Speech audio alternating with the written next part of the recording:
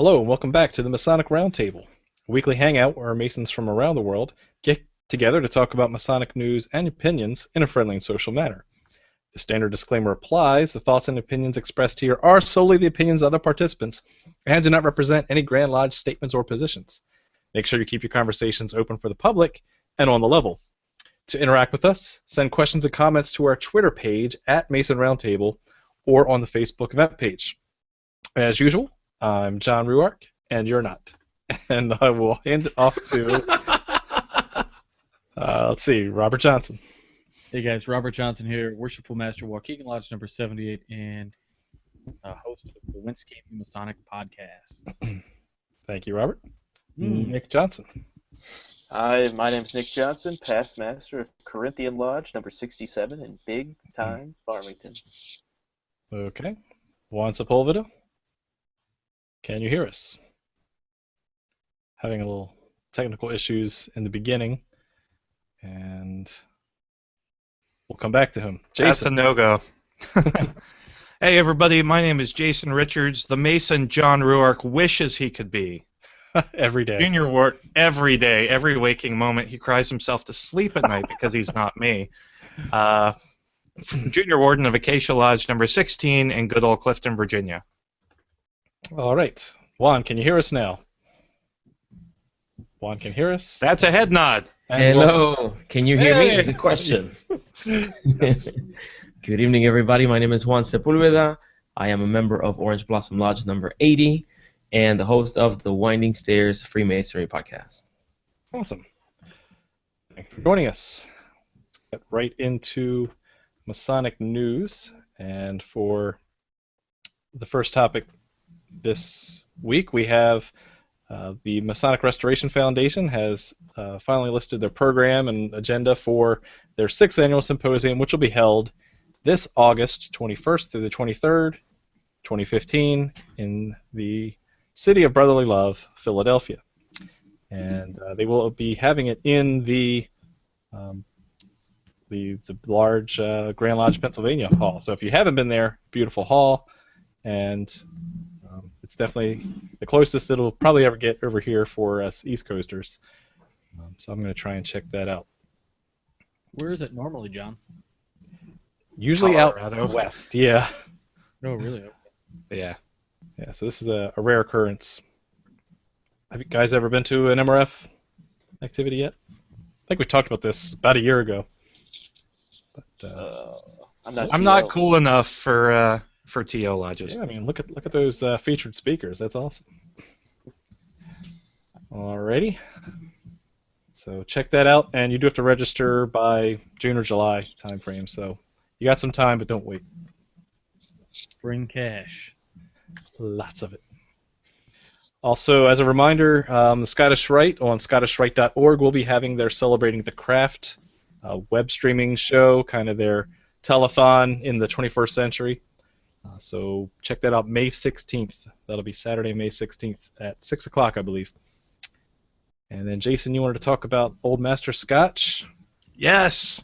So going to the all-knowing repository for Masonic news, Chris Hodap's blog put up today that Old Master's Scotch is going to return to us, to the good old US of A. So that is super exciting.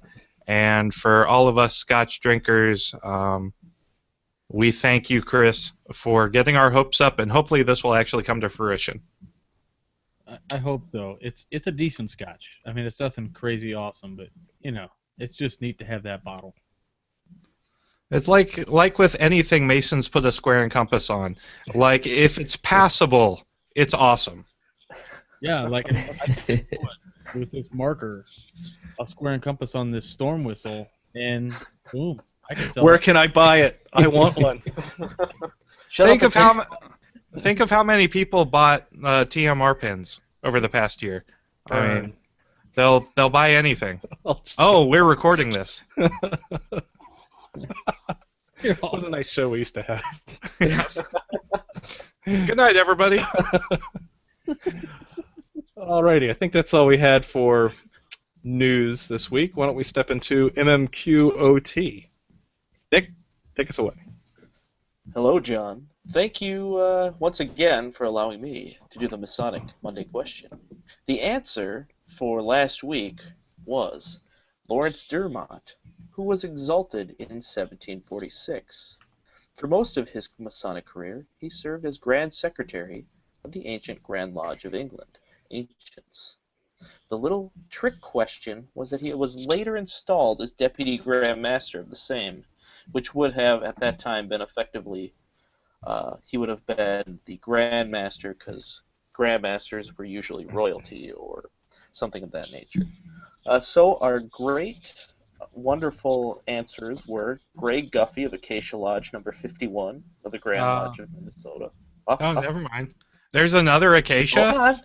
I know, and they have 2 C's. 2. Oh, Actually, they have 3 if you count them all together. Clandy.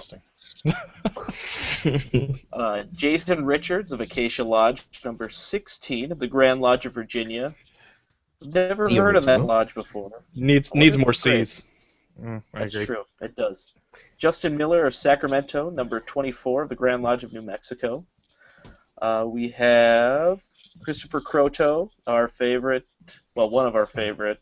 You know, they're all like my children. I don't have a favorite, Except but for I that one. do. You know. Christopher, I recommend you run away very quickly. Accept my friend request. Just kidding. Dorchester Lodge number 1 of the Grand Lodge of Vermont. Lou Bedford of Palestine Lodge number 158 of the Grand Lodge of Ohio. Jonathan Primo of Lincoln Park Ionic Lodge number 539 of the Grand Lodge of Michigan. Arturo Sevilla of here comes my bad Spanish. Cuauhtemoc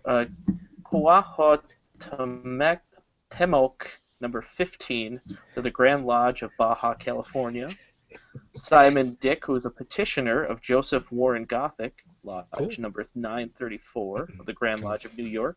Congrats. Christian Doves of insert whatever lodge because you forgot to add your lodge. Don't forget that.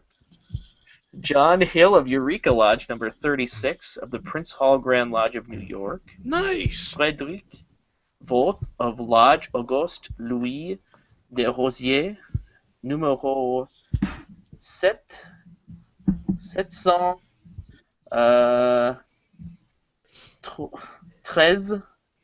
of the Grand Loge Nationale Française, and then Jason D. Wise of Hamlet Lodge number 532 of the Grand Lodge of North Carolina. So thank you guys. I know that was a long list, but all of you deserve credit. And you know which one is my favorite. I'm just not telling. But you know who you are. It's me. All right, so let's get to the question for How about the this week? Masonic. Oh yes, are you ready? All right? Sit down and get excited because this is going to change your life. Masonic Monday question for the week of April 20th, 2015. This week's question is: on this date, April 20th, the highly influential William Preston was believed to be initiated. Your question: in what year was he believed to be initiated?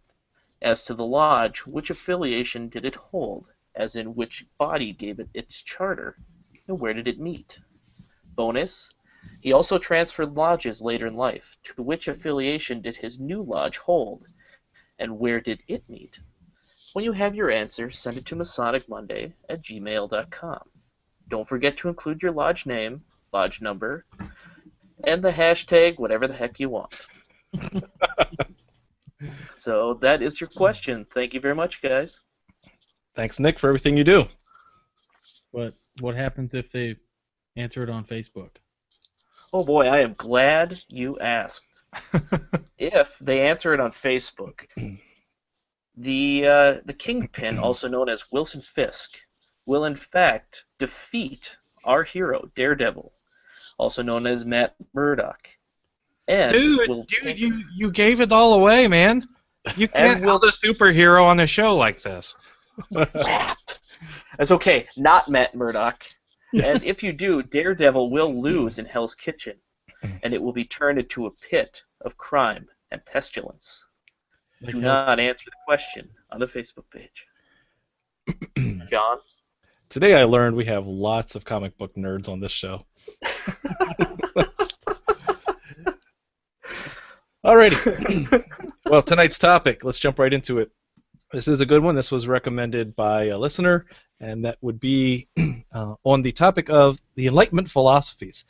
Now, one thing that you may often hear is that Masonry was inspired by, as well as influenced, the Age of Enlightenment. And so we wanted to do a little bit of research on that to figure out where that connection was. So tonight we'll get into a little bit of a broad brush overview of the Enlightenment philosophies, and we will go into a little bit more detail on how, by person, by influencer, what their contribution was, and how it traces back to Masonry. Since Jason did the yeoman's work this week, he kind of took it and ran with it. Let's let him. Week? Yeah, just this week. Yeah.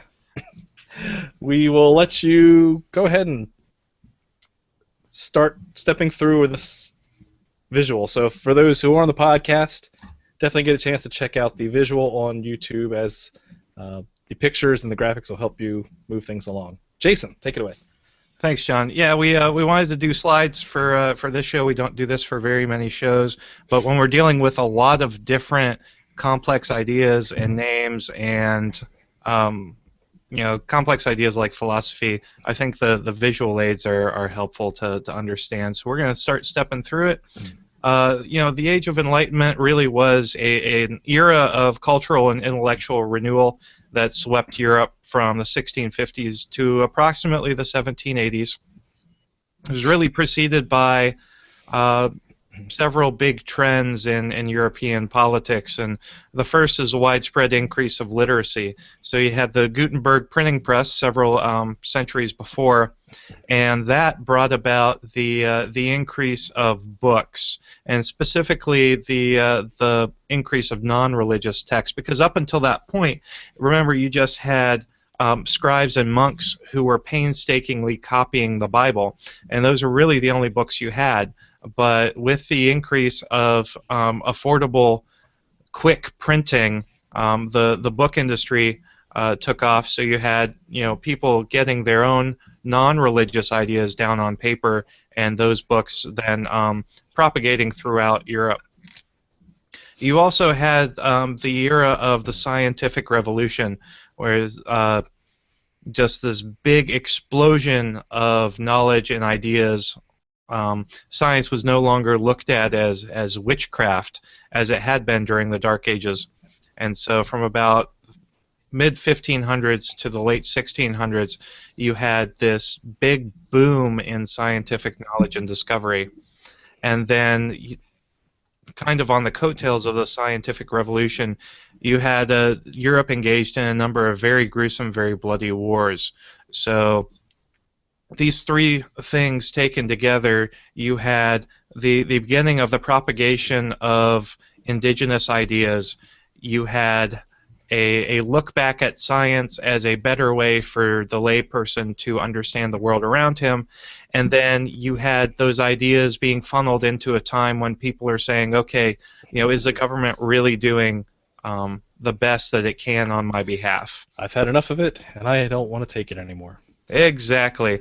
And then the Age of Enlightenment generally ended with the French Revolution and the Napoleonic Wars, which then led into the Industrial Revolution in the early to mid 1800s. Robert, do you want to bring up the timeline perspective that you were talking about in the green room about where kind of the Grand Lodge of England? Sure. Fill in. Basically, we're looking at a lot of these guys, and I've had the privilege to see the folks that Jason and John and the rest of us kind of had put together, mostly Jason with these slides. And what I found was interesting was, of the guys that we kind of are going to focus on, about half of them were around before the Grand Lodge of England started, 1717 date, and about half of them were around afterward. Most of them were Masons, and I'll let you kind of go into it, and we'll just kind of chit-chat about it, but it is interesting. I just found that to be an interesting alignment of, really right smack in the middle was when kind of the modern birth of Masonry began. Right. All right, back to you, Jason. So yeah, it's just this cultural pressure cooker that kind of exploded, and Masonry was really caught right in the middle of that, and I think we're all the better off for it. So moving on to just, again, a very broad brush look at Enlightenment philosophy. I mean, we're not going to be delving into details on specific philosophies. The whole purpose of this show is that everybody says, hey, I keep hearing from everybody that the Enlightenment directly influenced Masonry, but I've never heard how that exactly happened, and our goal of this show is to make those explicit connections. So, as a broad brush overview, the Enlightenment really emphasized individualism and reason. People were no longer just taking what social authorities and authoritarian regimes were spoon-feeding them. They were starting to think for themselves. And as a part of that turn to individualism and reason, these people and these thinkers began to challenge conventional social authorities like the Catholic Church and the roles of government and society. And then, as part of that challenge, there was an overall attempt to actually reform society with tolerance, science, rational thought, and skepticism. And that brings us into several of the major Enlightenment thinkers, starting with kind of two of the thinkers who really had their feet planted firmly in the scientific revolution, but inspired many of the Enlightenment philosophers who were right in the thick of it. And those two pre-Enlightenment philosophers on the leading edge of the Enlightenment were Francis Bacon and Thomas Hobbes. They were prominent figures, like I mentioned, in the scientific revolution. Bacon was really the founder of empiricism and the scientific method. So his entire approach was, okay, question everything. If you think some way, have a hypothesis, but make sure that you can test it instead of just going on blind faith. And then Hobbes was known very much for his social contract theory of governance, basically saying that, okay, governance is a two-way street. The people agree to give up their rights or some of their rights in return for protection, and the government then enters into a contract and says, we will protect you in response for you giving us some of your rights. And they heavily influenced Enlightenment philosophy, as we'll see. So starting off, one of the earliest of the great Enlightenment philosophers was actually René Descartes, who was called the father of modern philosophy. And one of his seminal works was Passions of the Soul, where he actually said, okay, the mind or soul and body are separate entities. The mind is non-physical and therefore not subject to the laws of nature. And then he also talked a little bit about moral philosophy in the sense that ethics is really a science, and knowledge and reason alone are sufficient when making moral choices. Which is something that's still contested today. You'll have people that would argue that you can't.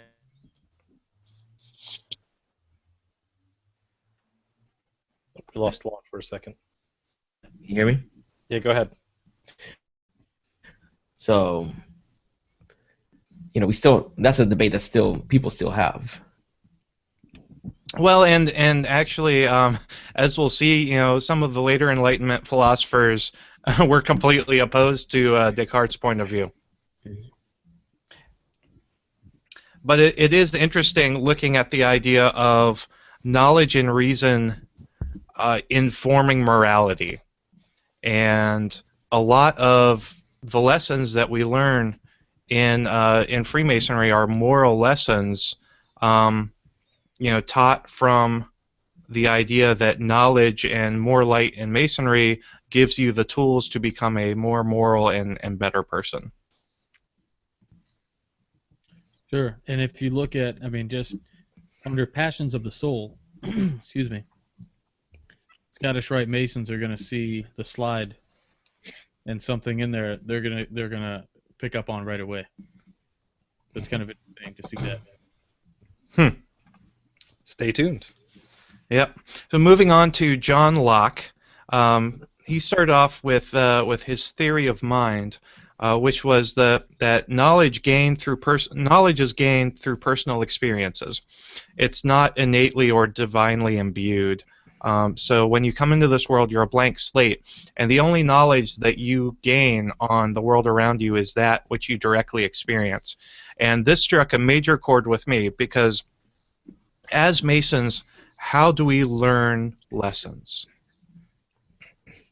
We experience them. Mm-hmm. It's the initiatic experience in going through the degrees and sitting through the lectures. And so that was really my moment of geeking out at this point in my research, because these guys are talking about having to go through and experience something and be the person living in the world, actively experiencing it in order to gain any knowledge from it. And that's exactly how we approach things in Masonry, unless you're part of a one-day conferral. So you look at that, right? He might be one of the first Enlightenment philosophers to really acknowledge the benefit of an initiatic experience. I found a note somewhere on the web during some research for this, that he admitted in 1696 to being a Mason. Really? Mm-hmm. Interesting. So building off of what you showed back with Bacon and with Locke, these were early influencers of the Enlightenment period. And one thing, the theme early on for what they're talking about, and some of the publications that they've had, and some of the influencing they've done early, is again, it's more base. It's more of separating the self from the collective, from the society, from the dogma, right? Mm-hmm. And I think that is a good foundation. It's a starting point for some of the higher concepts that come at the later end of the Enlightenment era, right? But again, a lot of these are presuppositions. That's the word. In order to go to these higher concepts, you need to make sure that the individual is king, that that dogma is no longer tolerated, and that you need to come to your own conclusions. So John Locke also wrote his work, Two Treatises of Government, where he talks about human nature being characterized by both tolerance and reason, and he explores this idea of natural rights. And those are the rights to life, liberty, and property. And this struck a chord in me because we as Masons are taught that we have obligations to defend ourselves when our lives, our families, our persons, and our property are at stake. So you see the idea of natural laws and natural rights being accounted for in Masonic teachings, at least tangentially. And then he also, one of his other works were a collection of 3 letters concerning religious toleration, which was really groundbreaking at the time. In summary, they said, the state cannot objectively evaluate religions because it's a deeply personal thing. And again, that's getting back to the Gutenberg printing press, the Vulgate. Everybody can have a Bible in their own home, and they don't have to go to church to learn about God. So that transition from a communal faith to a deeply personal faith is leading to John Locke having these letters concerning religious toleration. He also stated that religious belief cannot be compelled by violence or state coercion. And finally, he said, look, guys, religious diversity leads to a healthier society than religious homogeny. And these were pretty radical ideas that at the time, especially for a social authority as powerful as the Catholic Church. Mm-hmm. And you see this directly translating into Masonry at the time being a brotherhood of men under the fatherhood of God. And obviously you can see where a lot of the stuff 100 years later influenced, the Declaration of Independence, right, and the Constitution, the Bill of Rights. So those themes I mean, they were almost 100 years old at that point. Mm-hmm. But it's, I think the idea of religious toleration is probably one of the things that directly impacted the idea that, or the the decision to kind of strip out a lot of the overtly Christian references that were in Masonry in the beginning, to make it a more open society to men of faith.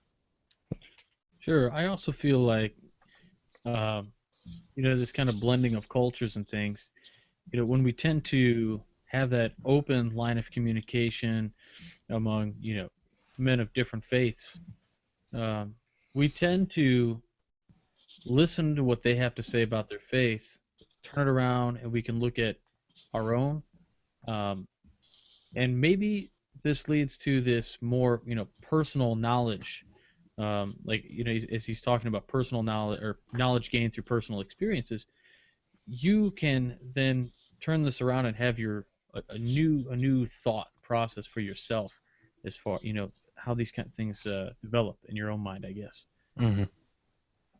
It's kind of interesting, though. I mean, he's discussing this concept of individualism, right? The individual is the center within the point of everything that we do. You're welcome, John. I did draw. Hold on. I'll draw that in again. I love it. Right in the middle. There you go. Feel good. But it's kind of interesting is that, at least in how we function as a lodge, though, the education itself is coming from the group, and it's directed towards the individual, which, is kind of a different take on it, and that's more of a, I think Rousseau, I mean, we're going to get to him and all that stuff, but it's this idea of the collective educating the individual, and then the individual going back out and within the collective, and then the process continues. And so I think that's kind of an important idea within the lodge, is that it's not just our tool, our own stone that needs to be worked on. It's all stones within the fraternity that need to be worked on, and it's through the tools that we all carry that it functions that way. So it's not only that it's just the individual is the thing, it's that the individual stones fit within a greater whole. Very nice. So the next slide was John Ruark's contribution to the discussion on Sir Isaac Newton. He was pretty awesome. He ate food. He did math stuff. And he put on his pants one leg at a time. Actually, I wrote that in. Unlike Ruark, because as you know on the show, you never see the bottom half of Ruark, because Ruark prefers not to wear pants. So luckily, we went in behind him and cleaned it up a bit. Oh, there we go. So, Sir Isaac Newton, physicist and mathematician, created modern calculus. Debatable, depending on which side of the argument you fall upon, and the laws of motion. One interesting thing about Isaac Newton, and I think it's worthwhile to spend a little bit of time talking about this, he was absolutely obsessed with alchemy. Obsessed, yes. It's pretty amazing. Yeah. And so this is really kind of one thing I was going to save until we got here or later in the show, which was, we're starting to build up to using applied reason to have people come to their own conclusions, and really the birth of the scientific method and science and rigor, right? And yet we still have a lot of these people that are either deist and or still have a strong religious conviction while they're scientists as well. And so, here Newton is an enigma as well, because he also spent a lot of time, as Nick found, as I found, on trying to find a Bible code, really looking at the chronological, geez, what's wrong with me tonight? Chronology of the Bible, as well as the study of alchemy, which really has to do with a lot of the spiritual internalization of the predecessor to chemistry, but more importantly, the transformative elements of philosophy. So yeah, he's an interesting balance. Yeah, he was very intent upon finding the philosopher's stone, that one magic substance that would turn anything into gold. but when he took breaks from alchemy to think about the world and everything in it, he did posit that the universe is actually based on national and rationally understandable laws, which then became an inspiration for rationalist philosophy going forward, and the idea that you can rationalize and or reason anything when it comes to reason being the precursor for morals and ethics, or being able to explain everything in the natural world according to reason or some sort of rational thought process. So moving on to Montesquieu, and Nick, you can talk a good bit about him if you'd like. Sure. He did write Spirit of the Laws to say that climate directly influences man and society. He's talking about cold parts of the world being less developed than the quintessential climate, which of course was France. Of course. But interestingly enough, he really advocated separation of powers, the splitting of the government into separate checks and balances and separate entities to keep each other in check, to ensure the government doesn't become corrupt. And he was really a forerunner in that thought. And I'll stop talking now so Nick can dazzle us with his craziness. Yeah, I don't have any dazzling thoughts, but it's kind of interesting, at least on a lodge perspective, the idea of separation of powers.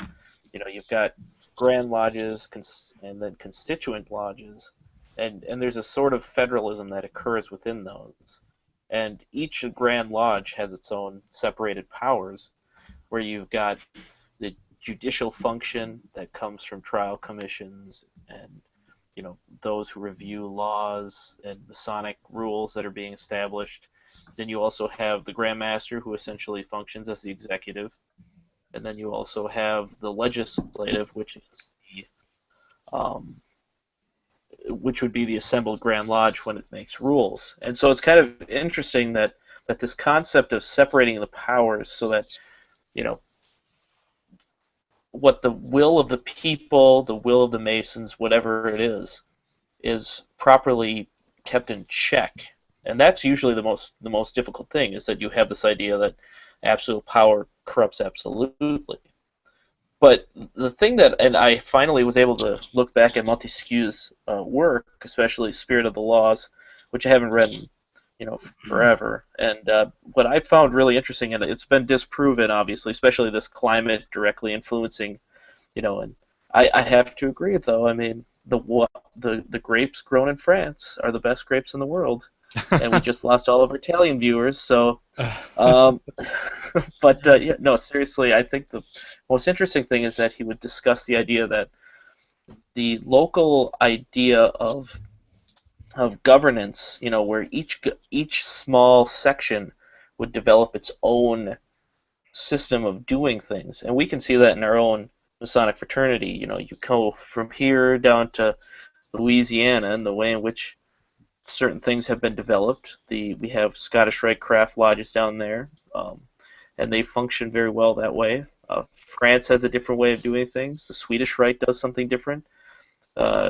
Emulation Rite looks very different than what we have, but at this higher level, everything is the same. And so we can all see a governance, and even though it's molding and changing to what needs to happen within that locality, at the end of the day, the rights of the Masons and the obligations and the understandings are pretty much all there. And so it's a really interesting. I think it's really interesting that at a higher level, everything kind of functions the same, even though at the lower level everything is molded and changed to the populace itself. And I'm making a little bit of a leap here, but stick with me on it. Whereas you can kind of acclimate, or you can kind of equate climate to atmosphere. And in Masonry, your lodge atmosphere is something that's dynamic, and it depends on the Masons that make up the lodge. So so that atmosphere directly influences the atmosphere that each person brings to the lodge directly influences that particular lodge and that particular lodge's place within the society around it. And it's a bit of a jump, but it's still interesting that obviously there are these outside forces that directly influence man and society, and the Enlightenment was all about enumerating those forces and rationalizing them past, well, it's just God's will that I act like a jerk because that's just the way it goes. What's your take on that, Juan? I don't see it so much as a leap as Jason describes it. I think it's a very good analogy to make us think of what was going on then compared to what we experienced within the lodge. So, the vision. Womp womp. You have something that starts very small, and all of a sudden, this little. Yep, having some technical issues. Juan, the ladies watching Hulu Plus. I think so. So you have this fire that it's contained at one point, but all it takes is for the right atmosphere, the right environment to make it grow and expand, and that's what you had during the Enlightenment. You have these little fires that were contained within the minds of these great people, and then once they, that little, I want to say tinder, but it's not tinder. What is that called? That flies off. It's a fire that Kindling. Or sparks or something. Yeah, like that little. Ember, that's what you're looking for. Yes. Yeah, nobody here uses Tinder, I don't think. So. Not for Masonry. Man, You're gonna have to explain to us what that is. Yes. Maybe later. So let's move on to Brother Voltaire. So he was made a Mason in Paris, actually, in 1778, the last year of his life, and he was, the quintessential rationalist. What's up, Nick? Nothing. No, I said that it killed him. Yes. Masonry will do that to you. Yes. Don't we all know that way too well? So he was the ultimate rationalist. He said you can find moral virtue through reason. And he's kind of saying reason is the precursor to everything. He was a staunch advocate of separation of church and state, and he was actually very critical of a lot of organized religions. And he got exiled a couple times because of his critical nature. But he wasn't against religion itself, per se.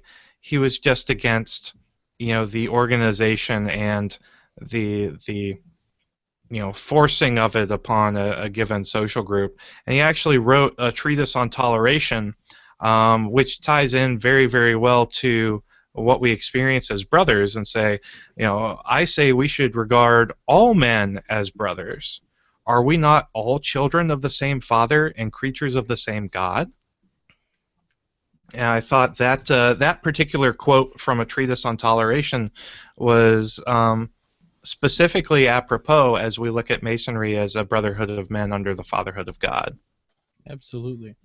Fun fact, I'm pretty sure I read, I could be making this up, that Ben Franklin was Voltaire's conductor for his degrees. That is also what I read. Yes. On his diplomatic Masonic missions. Diplomatic is in quotes. He had a good time. But you're absolutely right.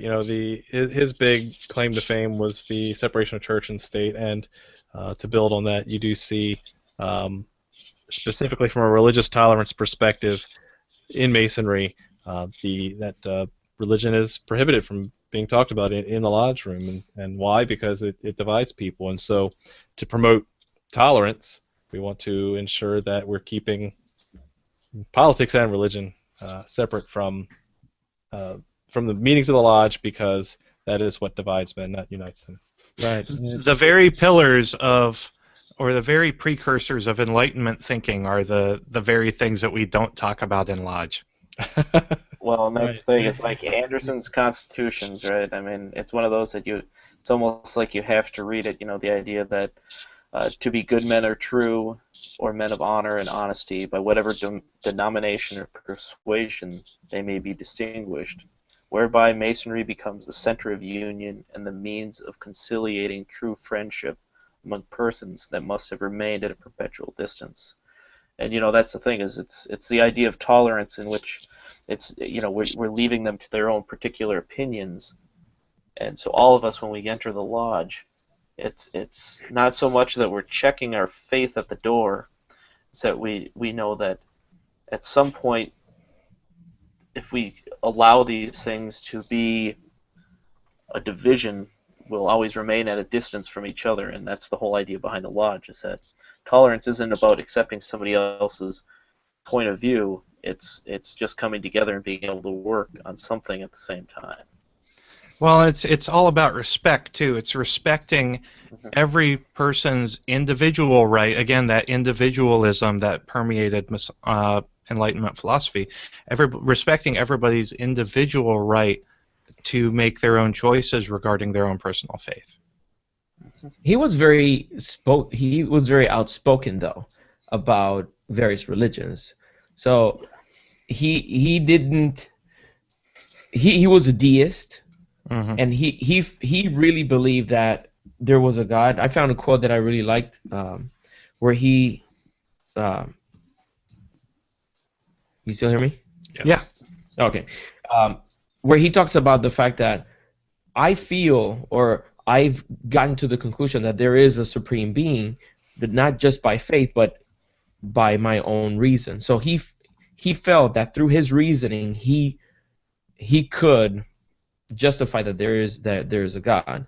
What he didn't like was the fact that one book or one dogma or one religion would want to control people's behaviors and people's minds with their own beliefs.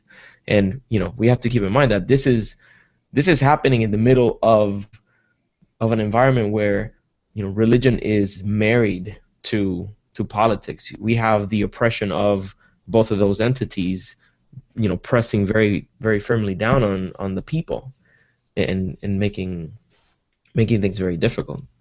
Well, and we should be a little bit honest, at least with Voltaire. He was a little bit more.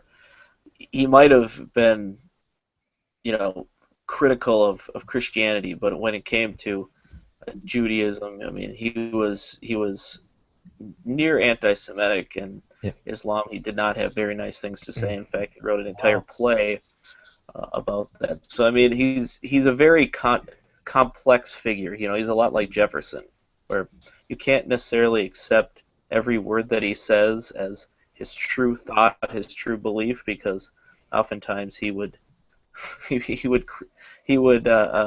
find a way to contradict himself. And so, that's the one danger that we always have whenever we hold out these thinkers, is that somehow, they have this perfect view, the perfect idea, but, I don't know. So I see your point, but think of it this way. I am sure if you were to read some of the Try again, Juan.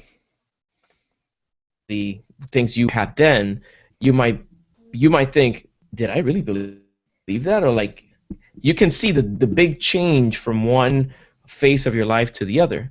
And Right. the way that I look at Voltaire is like, this is a man who is not holding back. He's exploring every nook and cranny of his mind and his spirituality and his belief in God in order to ultimately reach the best understanding of these things that are so elusive. So yeah, that's going to happen, and you'll see that a lot on people that are very prolific writers like him. If you look at things they wrote early on compared to the middle of their writing career and towards the end, you'll see disparities and contradictions, but it's just that evidence of that exploring all the different things.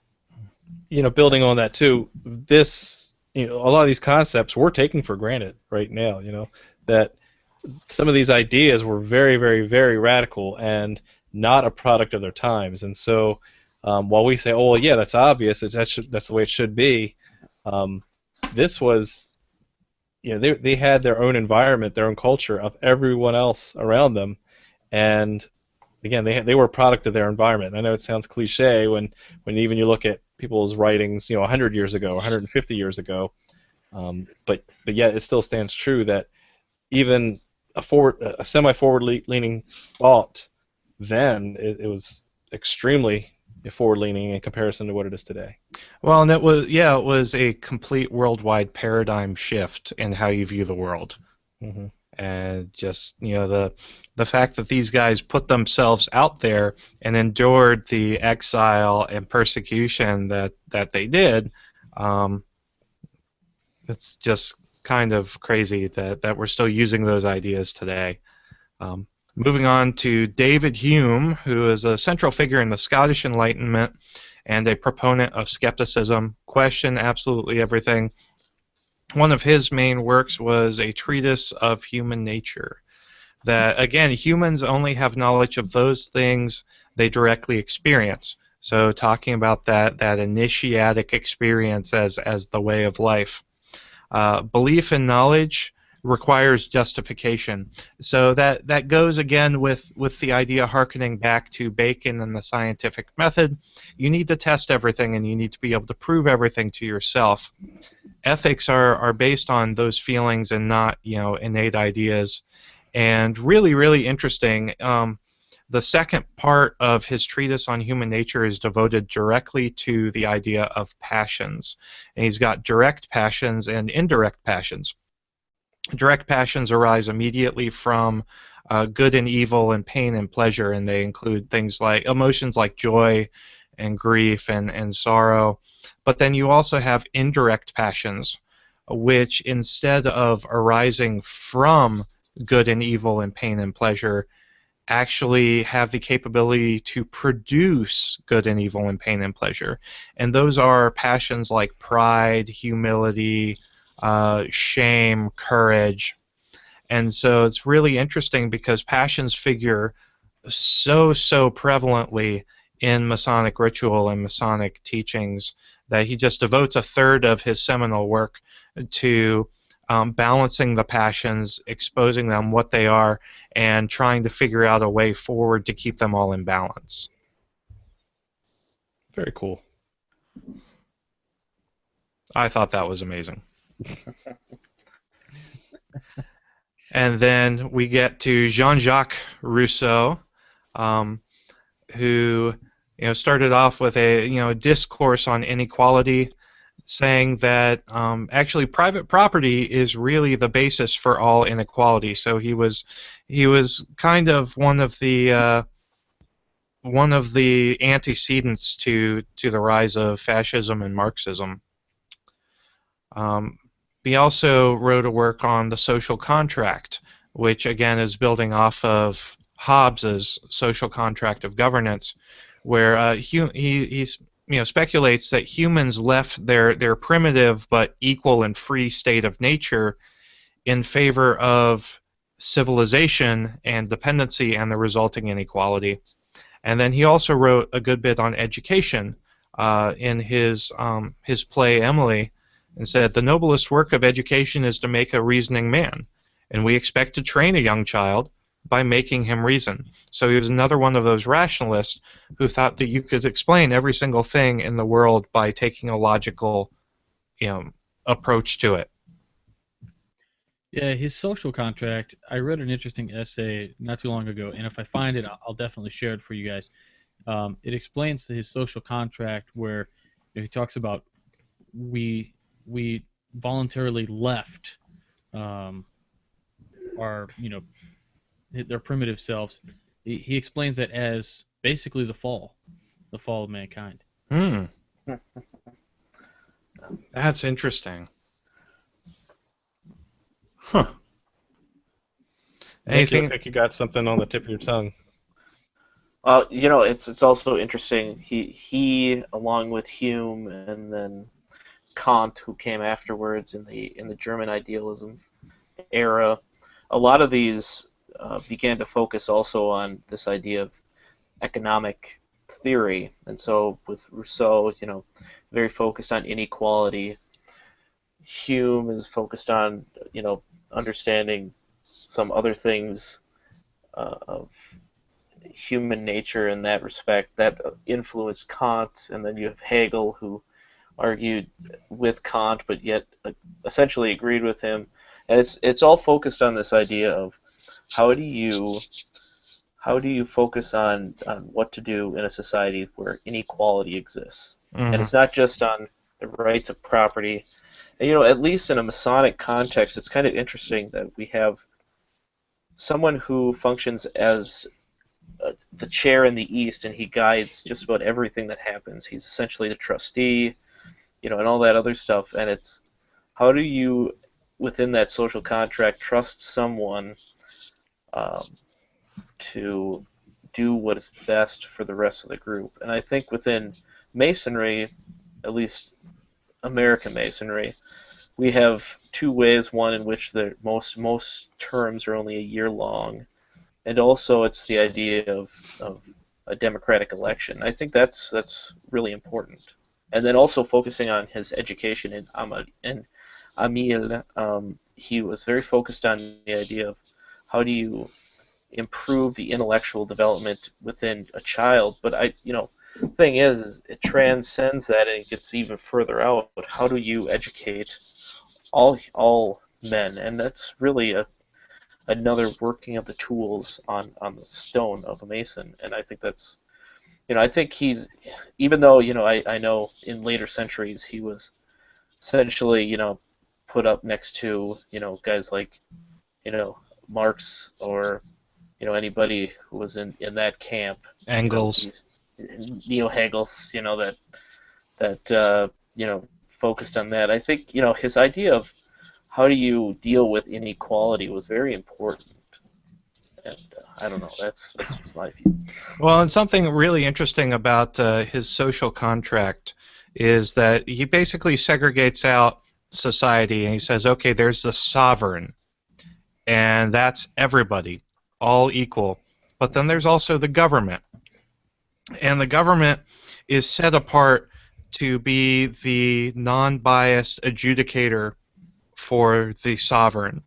And that's really, again, going back to the ideas of lodge governance. You have everybody who is equal. Each member of that lodge sitting in that lodge is the sovereign. But you have the master who needs to be able to run things on behalf of all of the members of his lodge. Yeah.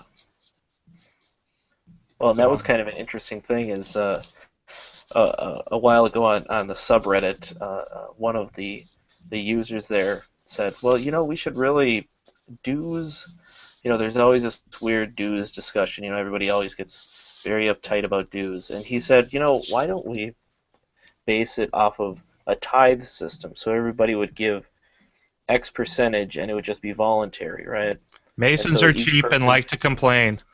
Yeah. Exactly. And so, it's kind of interesting that the first comment on there was, well, that's not fair. And, I'm scratching my head going, well, wait a second. Everybody is paying based off of their income. And the person said, well, think about it this way. Each person, when they're paying their dues, whatever that amount is buying a single share, a single piece of ownership in that lodge. And each share is the exact same amount. So each vote is the same, and that makes a lot of sense, is the guy who would be giving a lot more based on his income versus the guy who doesn't have as much income would, either possibly leave or more likely feel that he has a little bit more ownership, and it would create this inequality within the lodge system. But with everybody giving the exact same amount, everybody has the exact same amount of ownership in that lodge proceeding. So I thought that was a really interesting, because at first I was like, wait a second, that makes no sense, You have to base your dues on the CPI. That's all. All right, Jason, why don't you wrap us up? Yeah, going on to Immanuel Kant, a quintessential figure in the German Enlightenment. One of his seminal works was A Critique of Pure Reason. where he again attempted to explain the relationship between reason and the human experience. And he didn't quite take the view of Descartes and some of the other thinkers where they said, oh, well, you know, the direct initiatic experience is the only way to gain knowledge of the world around you. So actually, you know, understanding of the world around us comes both from experience and innate or a priori knowledge. He also said humans actually, you know, can't build, you know, a lot of knowledge based on direct experience because humans actually don't directly experience anything. We experience the world indirectly through the lenses of our own senses and perceptions. And so that was basically where he said, okay, you know, some of our a priori or a priori knowledge is, you know, the way we filter what comes in through our senses and what comes in through our own perceptions, and that innate knowledge of our filtering that information in combination with what we experience is actually how we view the world around us and how we increase in knowledge. So, and I know John will probably agree with me on this.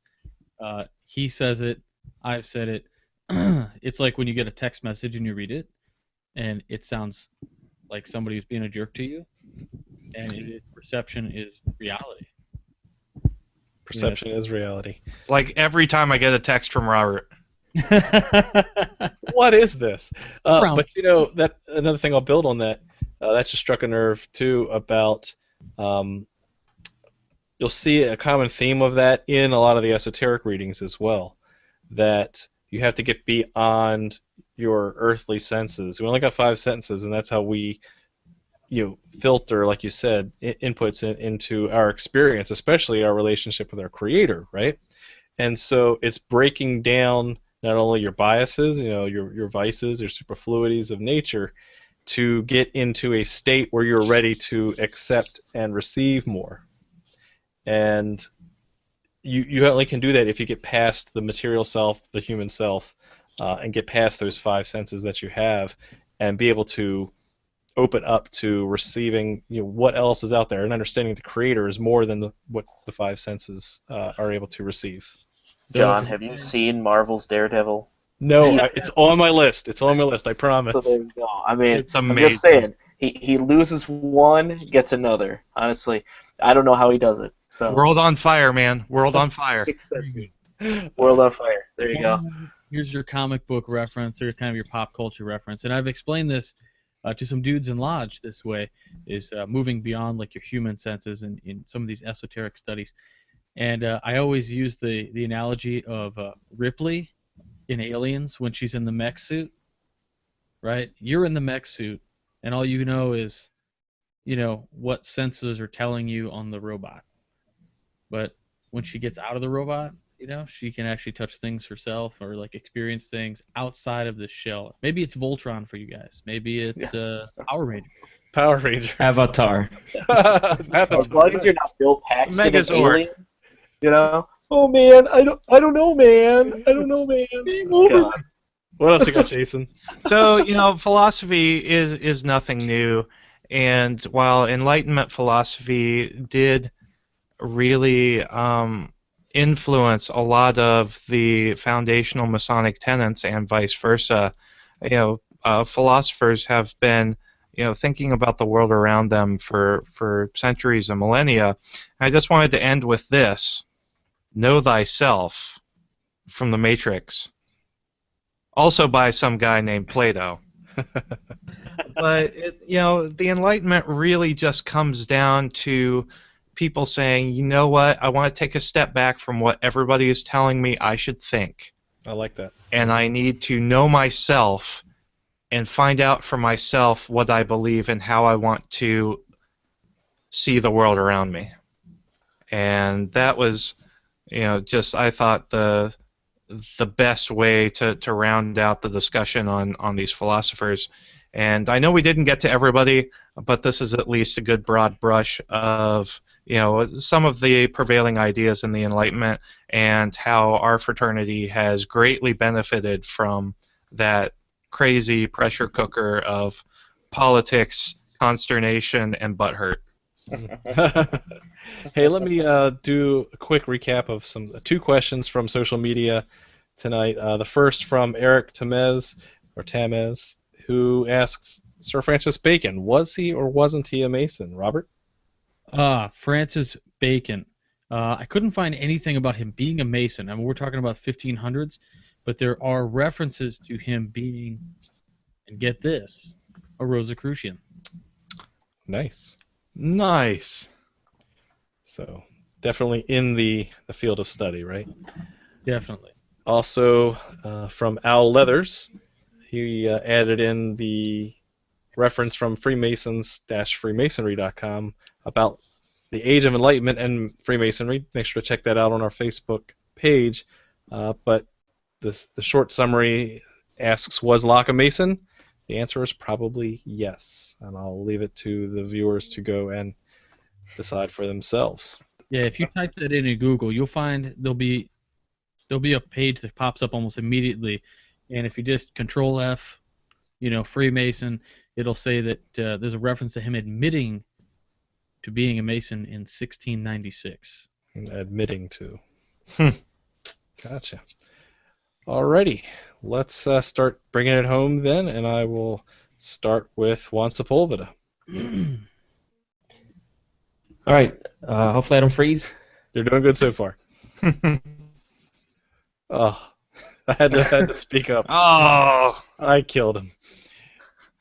That's all right. We'll have a little couple. Oh, you. Did I There really we go. freeze? Now you're up. Now you're caught up. Go ahead.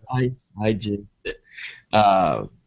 Yeah, I really enjoyed this. I try to focus mostly on reading up on Voltaire, but I really enjoy reading about Rousseau and the way.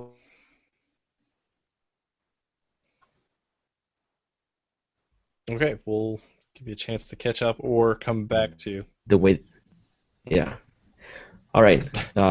Yeah, I'm not doing very good. So That's right. All we most got from that important- entire wrap up was, and yeah. All right. So in summary, I enjoyed it. This a lot to discuss. TheWindingStairs.com. Thank you. That's the most important thing, and you got it out. That's great. TheWindingStairs.com. You got new episodes coming, right? All right. Nick. All right. I haven't had a philosophy class in many years, and so it's been kind of interesting. I was reading through, and I had to dig through boxes, and since I'm in the process of potentially moving, it was a lot of boxes. But it was kind of interesting. It was kind of fun to look back at all these different ideas and all the. It's kind of funny to look at it in a different lens. In the modern era where we just take these for granted, and at that time, the whole world was changing. It was on fire, if you will, and Like Daredevil. like Daredevil. Oh, Can't talk jeez. about that show anymore. Honestly, man. Episode 13. What the heck, man? Fine, I'll watch it. Jeez. But it's really interesting to see how Masonry. I know some people like to say that it's Masonry changed the world, but I sometimes wonder if it was so influenced by the Enlightenment, and it's one of the last places that we can find it still, the values and the ideas of the Enlightenment still held in almost a pure version of itself. So with that, millennialfreemason.com. Boom. Excellent. Thank you, Nick. Let's see. Jason Richards. Hey, I talked a lot tonight, so I'm not going to talk very much at the end.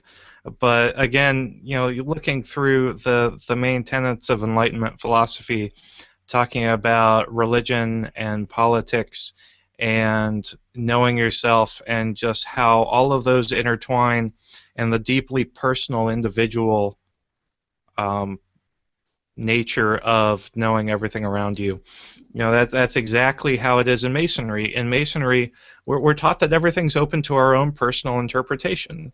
You know, we're given some basic guidelines as to the moral lessons of the working tools and some of the general guidelines and lessons that we learn in Masonry, but everything else is open to interpretation, and the sky is the limit as far as that interpretation is concerned. And I think that way of knowledge and reasoning is a direct result of Enlightenment philosophy and the individualism and the return to individualism that everybody really fomented in that, you know, 100 or so years that the Enlightenment occurred. I've got a blog, The 2-Foot Ruler, Masonry in Plain Language. Check it out. I'm also a regular contributor, more or less, to the Midnight Freemasons blog. Check us out on Facebook, midnightfreemasons.org. And thanks for watching us, guys. Thanks for interacting with us on social media, Twitter, Facebook, everything. Subscribe to our podcast if you listen on iTunes or Stitcher. Rate our podcast, please. Let us know what you like. Let us know what you don't like so we can fix it. And send us in topic ideas because we want to talk about things that you guys want to talk about. With that, I'll turn it back over to you. And Robert Johnson. Hey, guys. Just in closing, the know thyself slide that Jason put up was gold. I always attribute that. It's pure alchemy. It really is. It's mental. It's alchemy of the gold, right? It's what makes a man perfect. So it's like when somebody I attribute that know thyself to when I believe something personally, my own personal convictions on something, and somebody shares something with me, and I find some truth in that. Sometimes you might, as a person, find that that truth hard to swallow. So you have to do this inner searching to make it fit somehow into your belief and make it okay. It's kind of interesting the way your mind justifies things and works these things out. But that's what makes this, kind of an individual experience, and is a real exercise, I think, in individual spirituality for yourself. So thanks for putting all that together, Jason. It was a really good job you did this evening.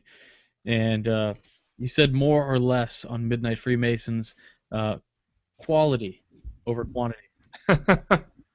Your pieces are always wonderful. I just want to say thanks for watching the show to everybody out there. And I'm working on a Midnight Freemasons application, which you'll be able to get on your phone soon enough. I'll let everybody know about that. Go buy Stephen Harrison's book, Tales from the Craft. He is a great guy. He supports our shows, and is always a pleasure to see him and talk with him. So if you ever get a chance to see him in doing a speak somewhere, a talk anywhere, go check it out. 1 Minute Mason. The 1 Minute Mason, if you got it, check it out. Missouri Lodge of Research. And just thanks to everybody on the show. I really appreciate it. It's been a week since I was off the show last week doing some Royal Arch stuff for Brother Brian Shimian. And just in closing, I also want to say Brother Brian Evichin, Jamie Zeno, and everybody out at the Honesdale and Kingsbury area. You guys lost a mentor out there, and we're all thinking about you guys. So stay strong, and we love you guys.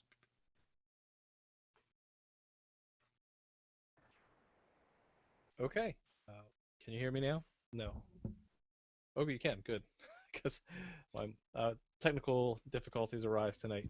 My wrap-up is that another thing we forgot to mention, a lot of the groundswell, the discussion, the debates that were going on to share ideas were happening in Masonic lodges at the time. We talked in the beginning about the formation of the United Grand Lodge, or the Grand Lodge of England at the time, in 1717, but Masonry existed before then. We even had the Regis poem back in probably 1620 time frame, which is really kind of at that early cusp of the beginnings of the Enlightenment era. So Masonry was going on. It was a sacred place, a secret place as well, where people could discuss these ideas without fear of reprisal or anything like that. tolerance is a big thing that Masons hold dear, and you see a lot of that from the religious tolerance through many of the men we talked about tonight. Democracy, a key theme that the Masonic elections really gave birth to, especially the democracy in the United States, through things like Montesquieu's efforts. And there were we kind of danced around it, but there really were two different Enlightenment eras going on. There was the philosophical man and government one, and there was the scientific one as well. And I alluded to it earlier, but I think it was really interesting that they complemented each other without being askew, because you could easily imagine how even today you'll hear people that are hard and fast on science is the only way and there is no God and God is dead. And conversely, that you have the very right-wing group that will say that that science is just hasn't proven God yet. And so it can coexist, and it was a good balance, I think, in that time frame, a product of its time, but you can see it's evolved into the structure we have today. That's all I got. Thank you very much for watching, and keep searching for more light. Have a good night.